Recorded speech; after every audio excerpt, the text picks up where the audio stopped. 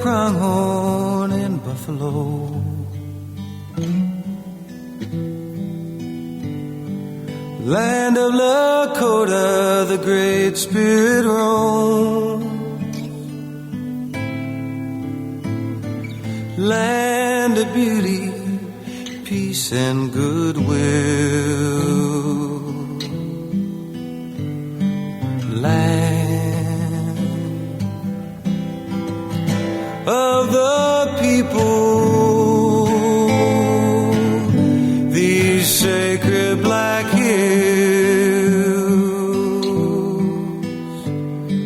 land of a mother. Good morning, and welcome to Connections Radio Show, where we talk about ideas that matter. I'm glad you've made the connection and are with us today. I'm Laurie Fitz, your host, and the goal of our show is to explore a wide range of topics that challenge us to see ourselves, our community, and the world around us in ways that get us thinking, get us talking, get us imagining, perhaps listening to song for understanding what it means to be connected. Our topic today is exploring the role of song, how our deepest connections are forged through song, what songs teach us, and we'll have an opportunity to share reflections with a true American troubadour. We will listen to music and journey on a conversation on making a difference through music. Hosting today with me is Rick Bernardo, a talented musician, ethicist, and activist who's brought together some very amazing people. Hi, good morning. And, music creates and sustains such deep connections up and down and wide and far. So we're really thrilled. And we have Larry Long joining us today, a singer, songwriter, spoken word poet, educator, activist, and storyteller. He's well-traveled across the world, and wherever he goes, he celebrates people and places in song. And author Studs Terkel called him a true American troubadour. And we have Scotty, who has been on our show before, our Scotty Harold, who is a producer and is the CEO, man behind Rock the Cause. Yeah, Rock the Cause Records, yeah. 16 years. Wait a minute. Maybe, is it 17? I've lost count of time when you're having a good time. 17 years this July, I think. Sustaining change through music. Yeah, that's us. Yeah, that's us. And you've got an album coming up. You know, we do.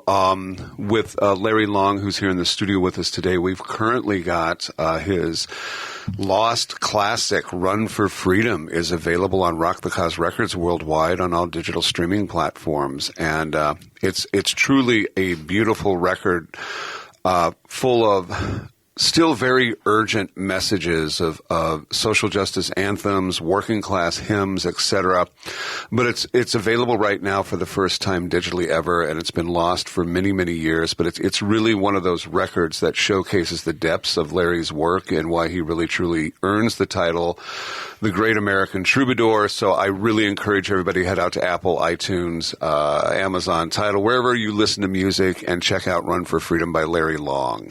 And to give you an example, Sacred Black Hills, that was the song we heard coming into our program today. We'll hear that first verse of the song that we just heard again here very soon. It's gorgeous. Larry, tell me about that song for you, that Sacred Black Hills that opened our show today.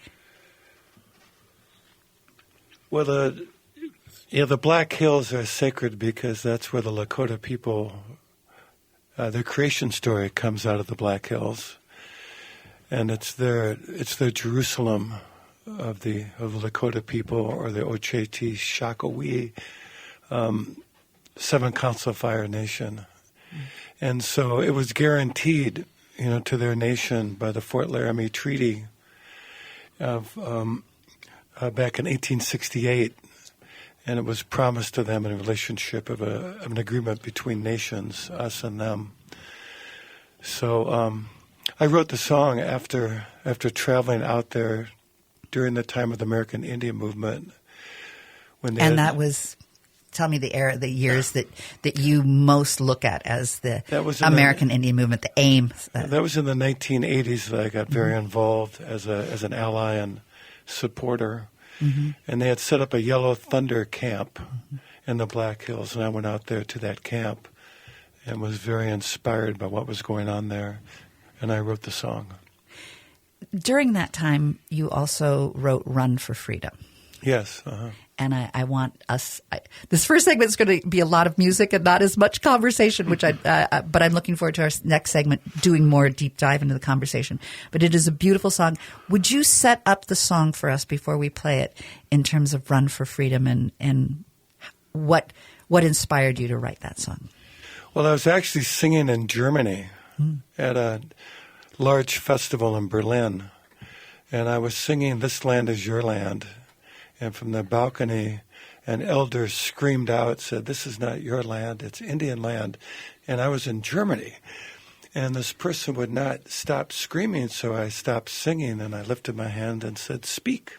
Mm-hmm. And he was from the Sami nation of Scandinavia, the indigenous people of Norway and Sweden. And then he told everybody about these hydroelectric dams being built that would affect the migration of the reindeer or the buffalo of his people.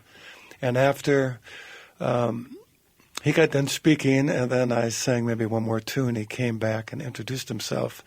And he said to me, "How can you come from the United States and know so little about your indigenous sovereign people of North America?"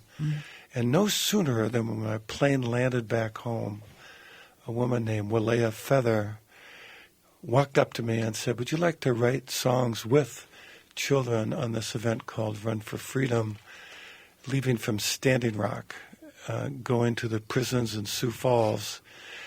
And these children were on a sacred run with prayer staffs while the inmates in the prison, their relations, were simulating that run from within the prison walls to then exchange prayer staffs once the children arrived.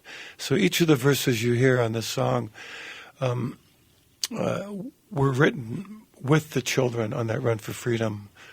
They would run with the prayer staff, and they would come back to the truck, and I would say, "Why are you running for freedom?" And then that's how these verses were constructed. And I'll have Patrick share that song with us.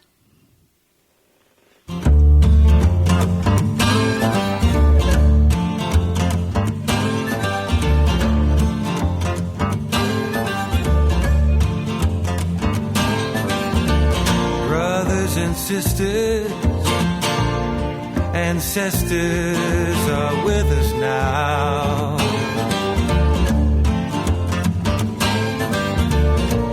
We do carry sacred freedom to prison ground. Run for freedom, run for freedom, brothers and sisters, brave and strong. Run for freedom, run for freedom. Out of the darkness will come the dawn.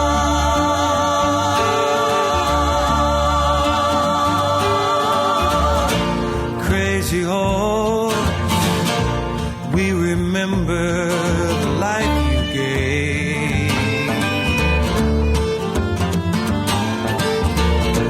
Crazy horse, through your courage we are not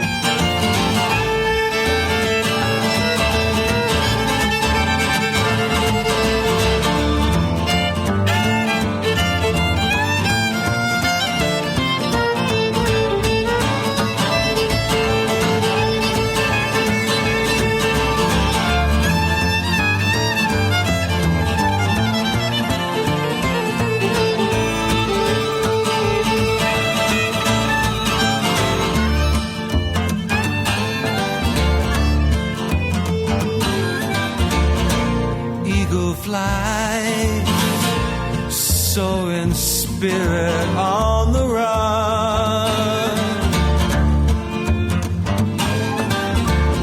Sacrifice, offering prayers beneath the sun, while the horses run for freedom, run for freedom, brothers and sisters, brave and strong, run for freedom, run for freedom, out of the darkness will come the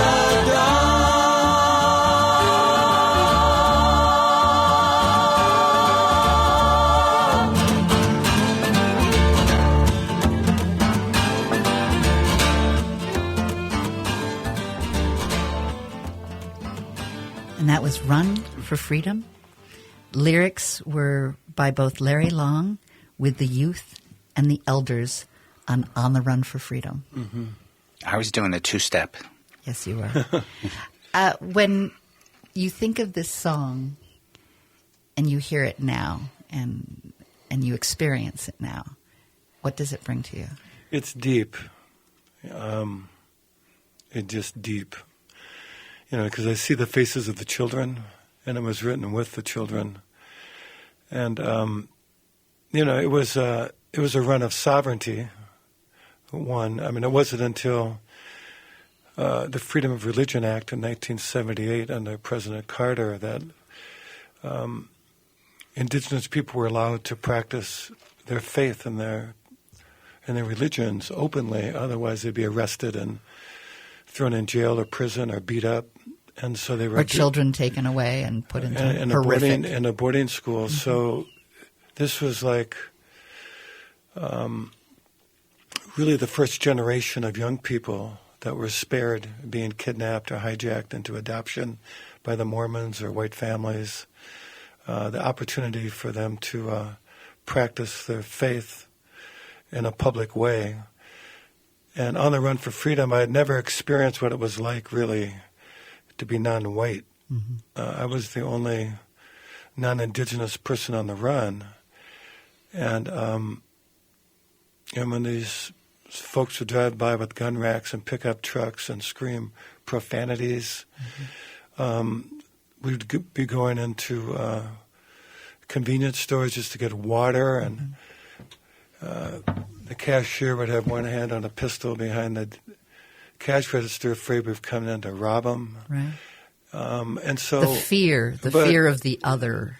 But that's one side of it. Mm-hmm. And the other side of it, that did not affect the run. It did not affect the children. As a matter of fact, it reinforced the children in us. Mm-hmm. The innocence of youth, but yet with the courage and determination of an elders, they ran. It was non-competitive. These staffs, beautiful eagle feathers, in the wind, and those feathers represented their ancestors, and the entire run was a ceremony. And so I was gifted to be a part of that ceremony. And we're going to need to go to break, but in the next segment, I'm going to want to explore some of the heartaches that took place along that, the tragedies and the hope, and also celebrate the fact that this week the Supreme Court did the right thing. Unbelievable. Yeah. In making sure. Praise God. That children may stay with their community. So we'll celebrate that. As we go out, we're going to play the sacred Black Hills. First verse. Once again. Again, this is Larry Long. We're with LarryLong.org. Oh, thank you. Go ahead. Mother, giver of life,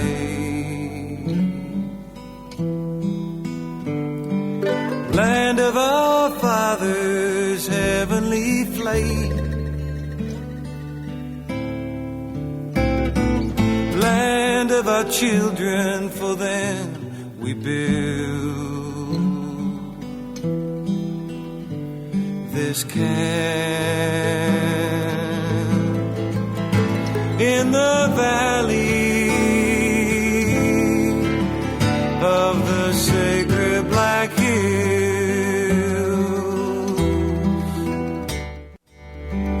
land of our elders ancestral,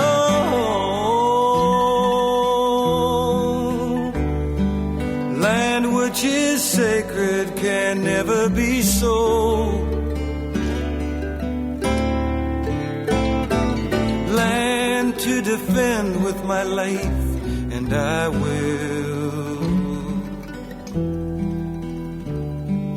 rise like the thunder to defend the Black Hills.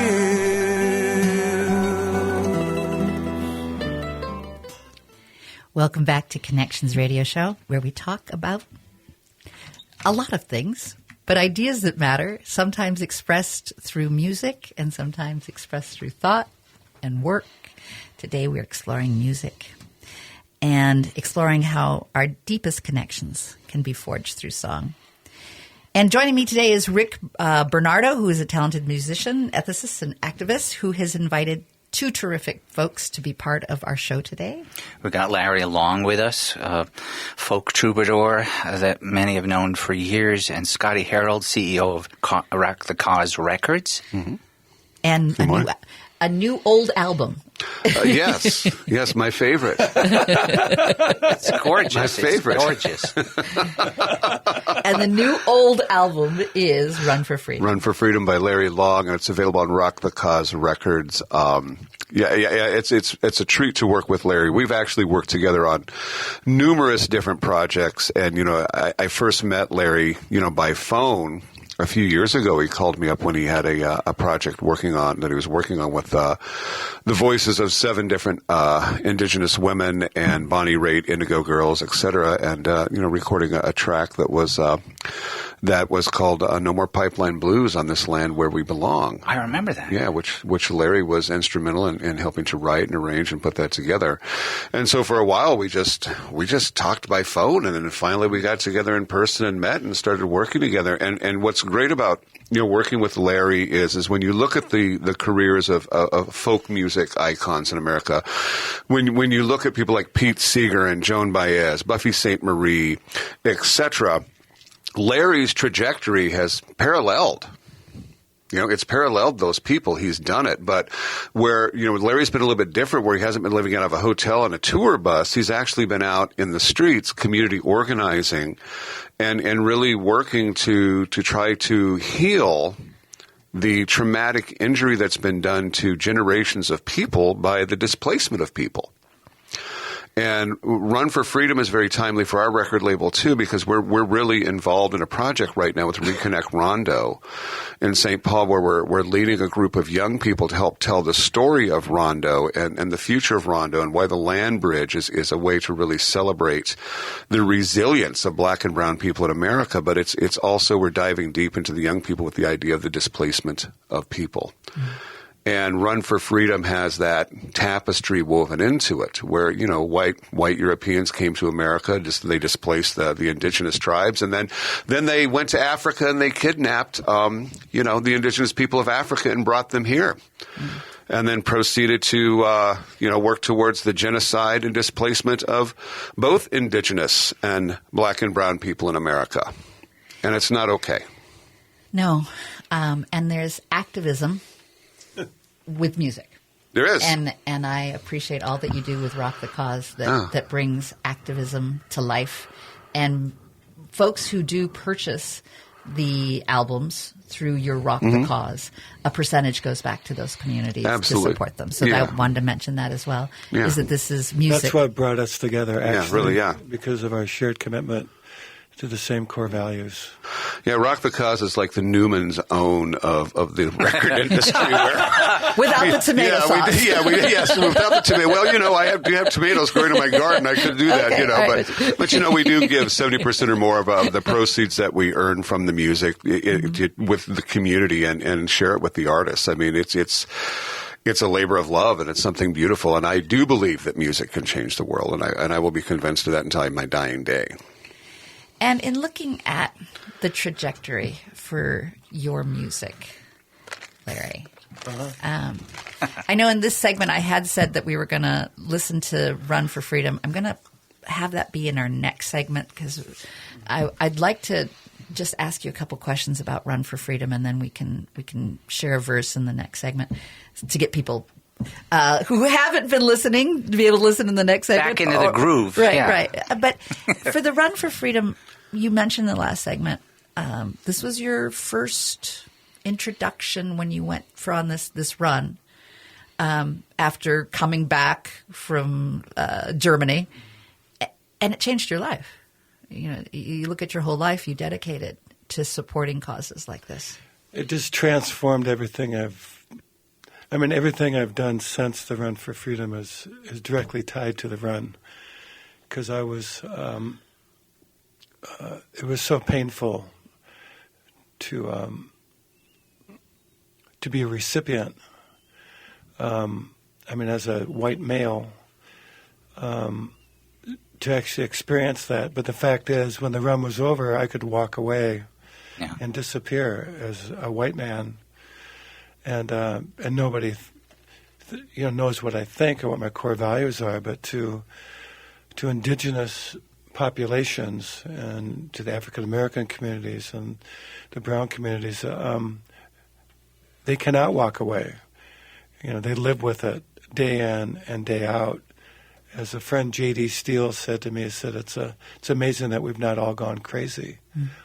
And it's true. And on this particular Run for Freedom, if I can indulge in a more lengthy story, there was a great tragedy that happened because before we reached the prison, there were tributaries of runners coming from Pine Ridge, Rosebud, Standing Rock, actually four-directionally.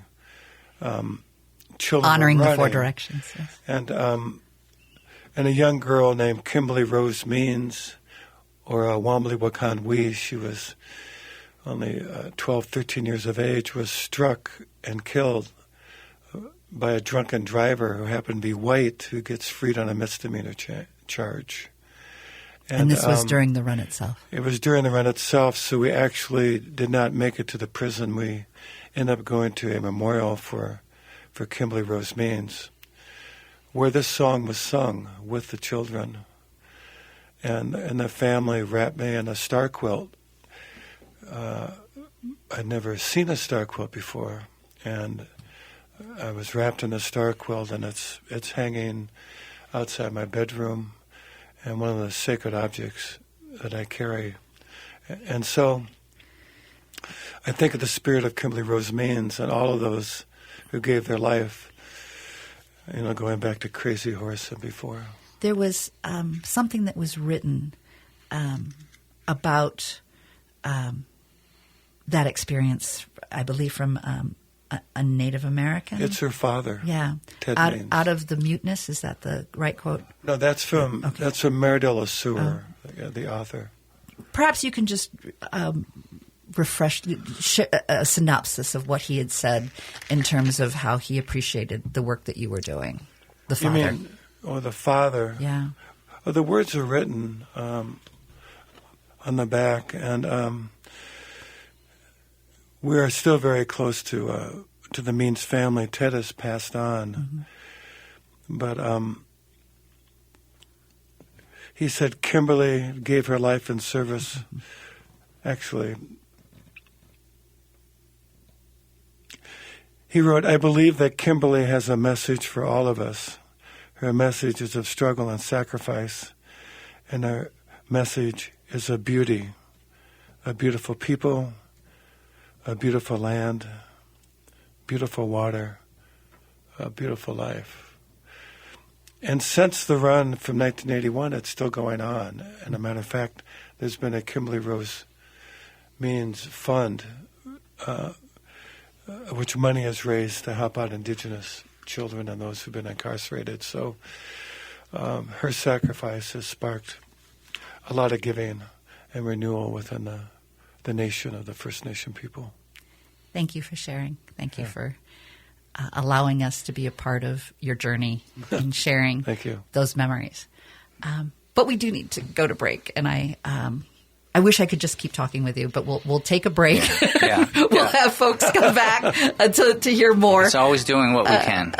For the next song that we're also going to be exploring, we'll refresh and hear a little bit of the Spirit Run. We'll also be hearing a song called Michael. Oh, yeah. And having more conversation on that. But right now we'll move into the sacred Black Hills and a verse to leave our segment with. Eagle flying on high, land of the pipe, medicine wheel. There's a new day rising in the sacred Black Hills.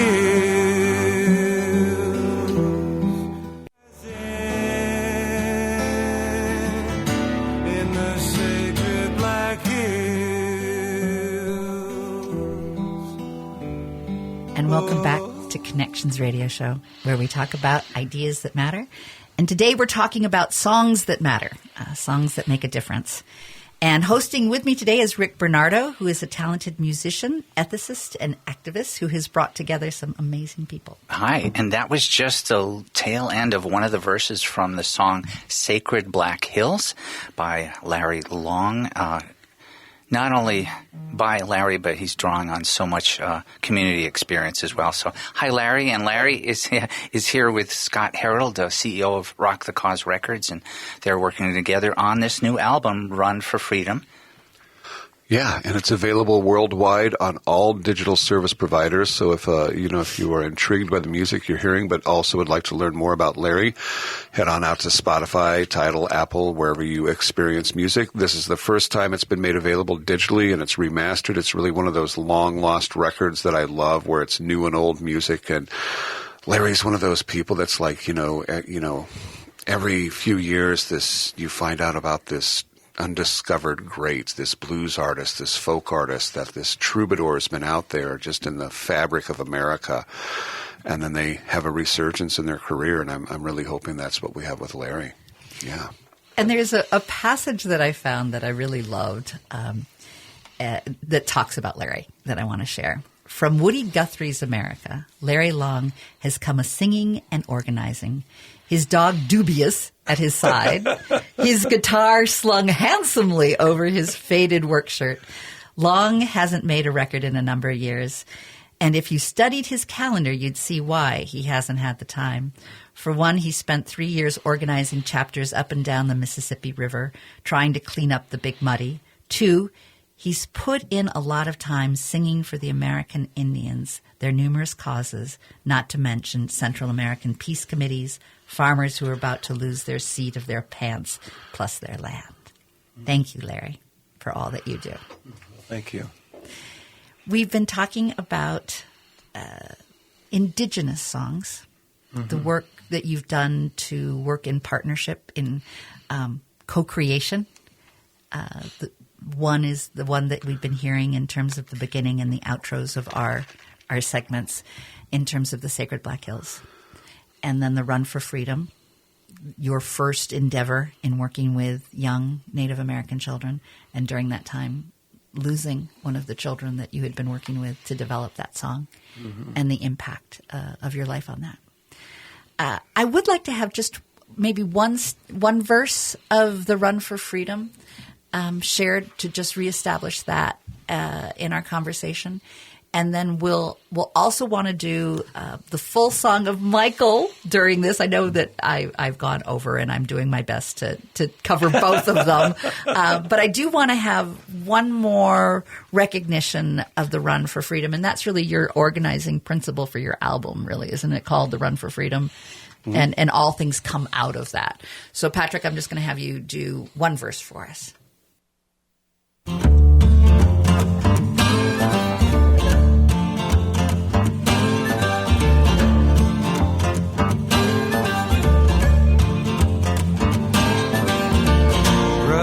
And sisters, ancestors are with us now.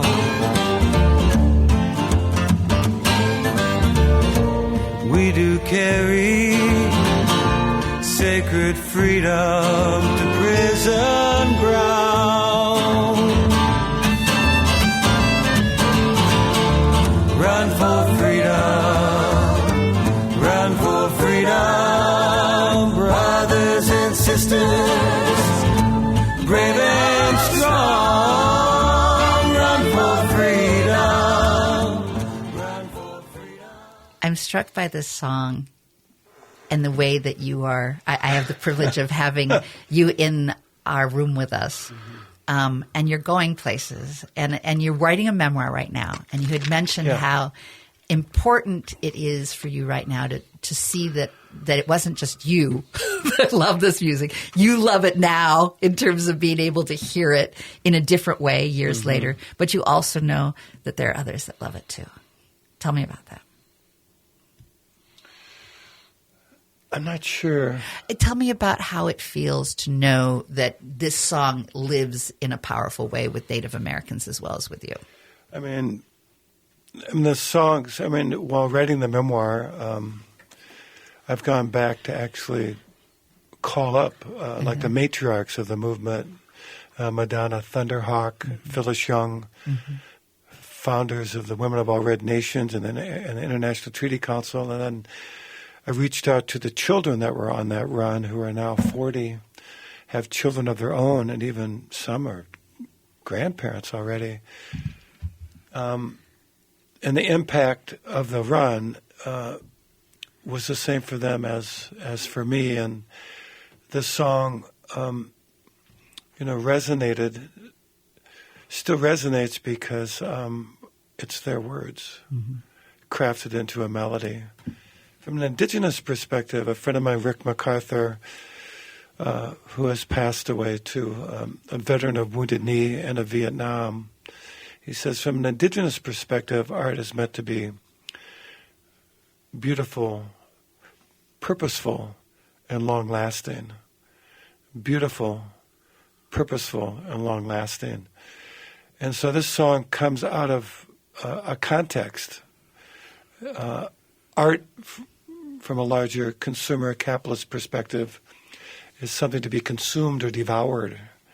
Art, traditionally, is brought into ceremonies and part of one's community and life, and that's been my life work as a troubadour, is to try to be that and to be in that tradition. So the work is of greater importance than me.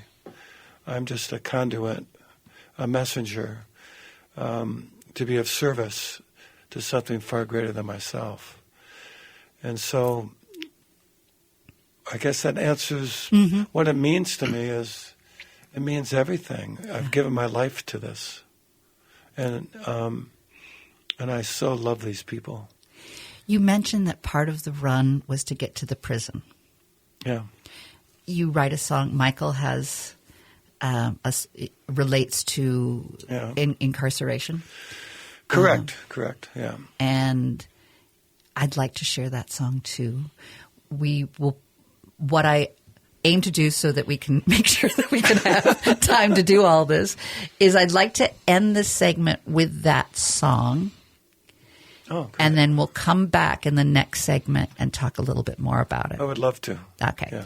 That way we will all be able to hear the whole song and be able to talk in the next segment about it. Okay.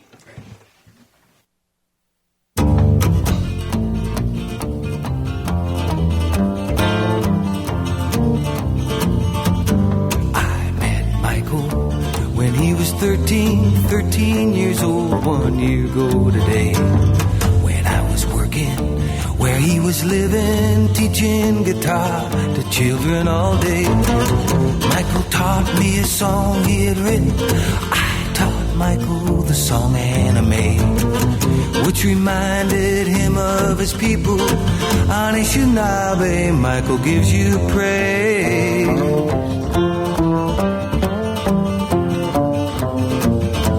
The problem with Michael, counselors told me, is that Mike's too big for his age, looking for attention, thrown in detention for turning his anger into rage.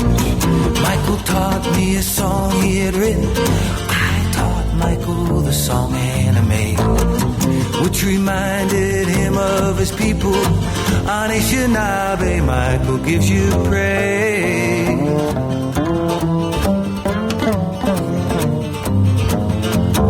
All of his teachers, all they would tell me was nothing but trouble that Mike would get in. He never listens, he's always fighting, but me and Mike became real good friends. Michael taught me a song he had written. I taught Michael the song Anime, which reminded him of his people. Anishinaabe, Michael gives you praise.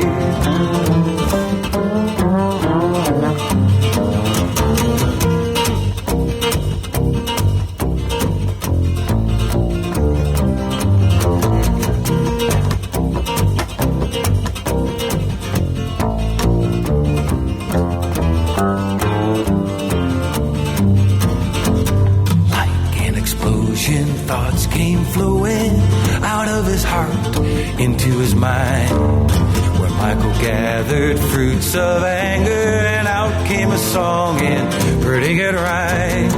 Michael taught me a song he had written. I taught Michael the song Anime, which reminded him of his people. Anishinaabe, Michael gives you praise. Anishinaabe, Michael gives you praise. Anishinaabe, Anishinaabe, Anishinaabe, Michael gives you praise.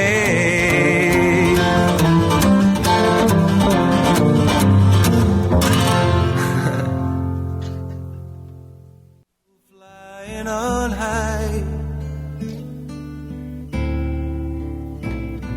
land of the pipe, medicine wheel.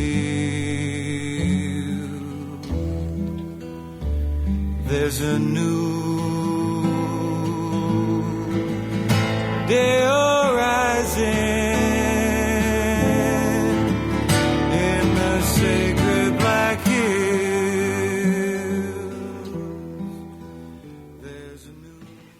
Welcome back to our wonderful celebration today. We have been connected through music, through ideas, through conversation that takes us to many places. And if you are just joining us now and you've missed, go to am950radio.com and check out the podcast and listen to the whole, because there's some amazing music that you'll want to be listening to. Today, the focus has been on music and how it can make change.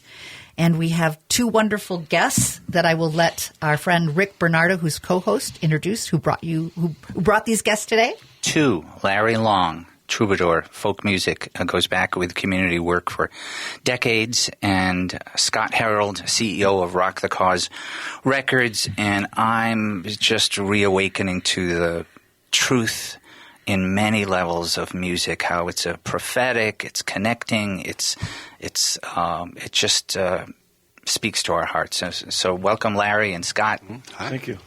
Larry's also the recipient of many prestigious awards that I wanted to mention: the Spirit of Crazy Horse Award, Bush Artist Fellowship, Pope John the 23rd Award, Leadership in Neighborhood Fellowship from the St. Paul Companies, and Sustainability Award for his work in forgotten communities.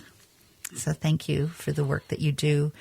I also want to share a quote from the Smithsonian Folkways. Telling stories of hardworking people in a way that highlights the courage, deep personal experiences, and heroism found in their lives is a tradition for which Woody Guthrie is famous and which Larry Long continues. Thank you. Thank you for the work that you do to continue being a troubadour. And I know we only have a few minutes, but what does troubadour mean to you, the idea of troubadour?